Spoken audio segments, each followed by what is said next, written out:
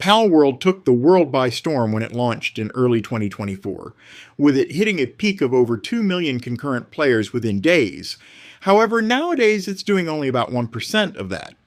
For a very brief period in time, this was the biggest game in the world, and people thought it was going to disrupt the entire survival multiplayer genre, but within a few months it lost about 97% of its players, and 2 years later it's lost over another 50%. This is one of the biggest rise and falls in the history of gaming, and that's the story we're going to talk about today, because it's not just a story about one game, it's a story about what happens when a viral moment collides with an industry that still hasn't figured out how to turn a lightning in a bottle launch into something that lasts. So let's start at the beginning, because the way Palworld blew up wasn't an accident, and it also wasn't really about the game itself. At least not at first. The phrase that defined Palworld's entire launch was Pokemon with guns. That's it. That's the whole pitch. And the reason it worked so well is because it tapped into something real. A frustration that a huge portion of the gaming community had been sitting with for years. Pokemon as a franchise had been under-delivering. Scarlet and Violet came out in 2022 in a state that was genuinely difficult to defend, full of performance issues and bugs that had no business being in a mainline Nintendo release. The games still sold tens of millions of copies because they were Pokemon. But the goodwill from the community had taken a serious hit, and a lot of people who grew up with the series were openly tired of watching it coast on nostalgia while refusing to evolve in any meaningful way. Into that very specific cultural moment, Palworld dropped a trailer that was essentially designed to be provocative. Creatures that looked familiar but wrong in the best possible way, armed with assault rifles, working in factories, getting shot at. It was absurd and funny and deliberately transgressive, and the internet loved it immediately. The tagline wrote itself, and once something becomes a meme that good, it's basically free marketing forever. Every streamer who covered it, every tweet talking about the obvious Pokemon comparisons, every YouTube thumbnail with a Pikachu holding a gun, all of it was just more people being funneled toward Palworld. You couldn't buy that kind of awareness. But here's the thing, because Pokemon with guns as a descriptor was always a bit reductive. The game Pocket Pair actually built was a much stranger hybrid than that. Palworld was pulling from Ark Survival Evolved in its base building and resource management loop. It had Breath of the Wild DNA in how it handled open-world exploration. It had crafting systems, factory automation, breeding mechanics, and a progression tree that let you feel like you were constantly unlocking something new. The creature-catching element was nicely integrated into all of that, rather than just being a coat of paint. Your pals were your workforce, your fighters, and your mounts all at once. And the way the game let you interact with that system had real depth to it in the early hours. That combination of familiar pillars arranged in an unexpected way created exactly the kind of curiosity that spreads. People who weren't even interested in Pokemon wanted to see what this was. People who were interested in games like Ark or Rust decided to play the game because of how similar it was to those games. The game occupied this interesting middle space where it felt accessible enough to draw casual players in, but complex enough that it had something to offer people who wanted to dig deeper. The streaming element cannot be understated here. When a game hits a cultural moment and the biggest creators are all playing it at the same time, you get a feedback loop that can carry a game to numbers that have nothing to do with its quality one way or the other. It becomes an event. People watch not just because the game looks good, but because everyone is watching, and nobody wants to be left out of whatever's happening. Palworld hit that threshold in its first weekend and then kept going, which is extraordinarily rare. Most games that spike that hard fall off the trending page in 48 hours, but Palworld didn't. It kept on climbing. And then, pretty quickly, it stopped climbing. A month after launch, the daily concurrent peak on Steam had dropped by about 1.5 million players. By April, it was down 97% from its all-time high. By June of 2024, the game was sitting at roughly 30,000 concurrent players on a typical day, which, to be fair, is more than most games ever dream of, but against a backdrop of 2.1 million, it looks like a collapse.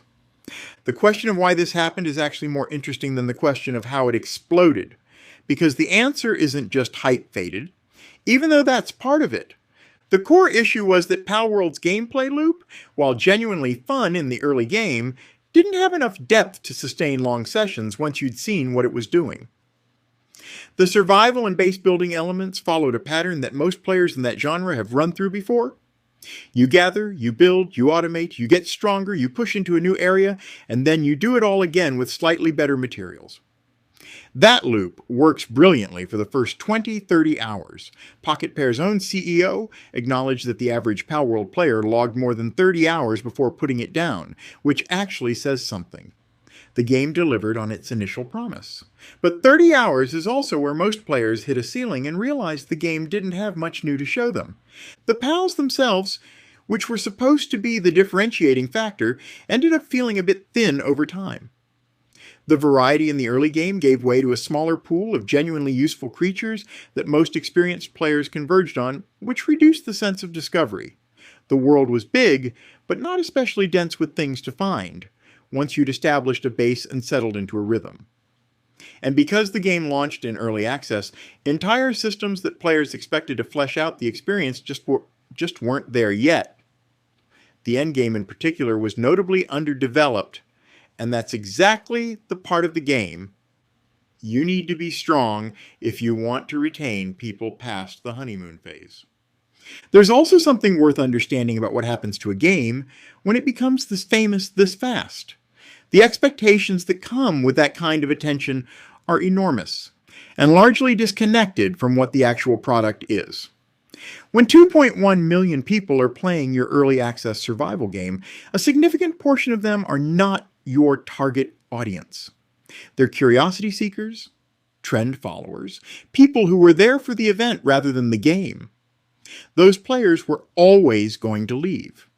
The mistake is assuming their presence is a baseline when it's actually a ceiling you'll never touch again.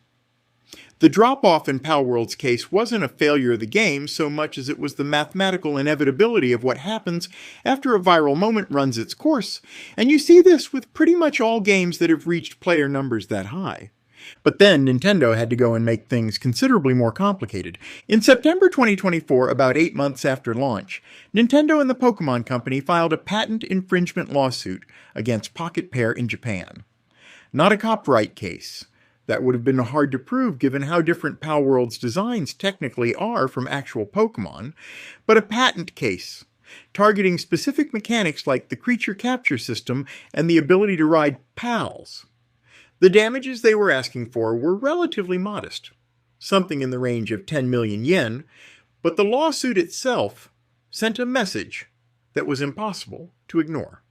Nintendo was making its position clear, and the fact that they filed patents on these mechanics in 2024, after Palworld had already launched and already been enormous, raised its own uncomfortable questions about the intent.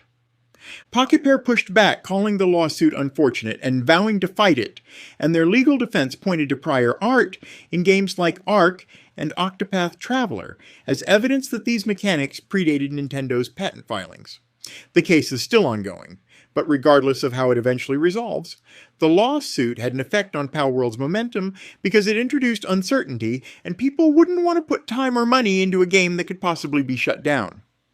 What Pocket Pair has been doing since all of this is exactly what you'd want to see from a developer in their position. They released the Sakurajima update in mid-2024, adding a new island, new pals, new enemies, new mechanics, and that update pulled the daily player count back up to something north of 140,000, a 700% increase from where it had been sitting, which is real. That's not nothing. But it also illustrated the challenge.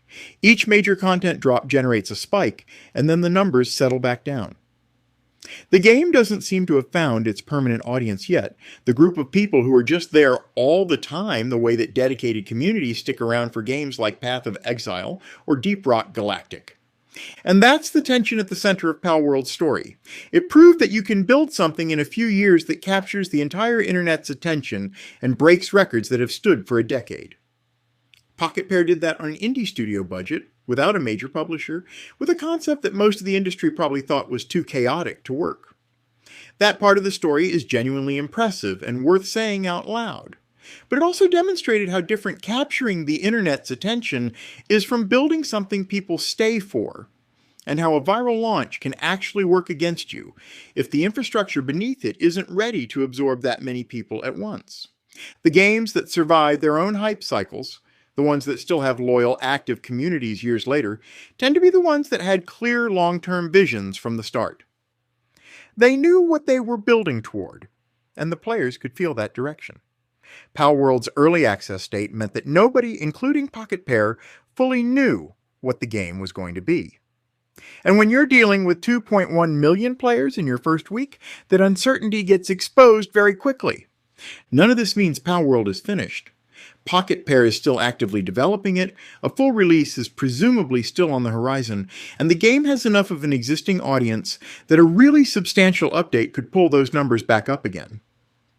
The foundation is genuinely solid, but the window in which this game could have converted its launch momentum into a permanent, thriving community, that window was small, and it's closed. Whatever Palworld becomes from here, it'll have to earn it the slow way, one good update at a time. And honestly, that might be the most important lesson here. The game industry has a habit of chasing the next viral moment because that's what gets attention. That's what gets headlines, and that's what makes executives feel like they're winning. But Palworld is the clearest possible example of why that's a flawed model. Viral moments are essentially free, in the sense that you can't manufacture them and you can't hold on to them. What you can control is the depth and the consistency of what you've built, and that's what determines whether the people who showed up for the event decide to stay for the game. Palworld showed up. It just needed to be ready when everyone arrived.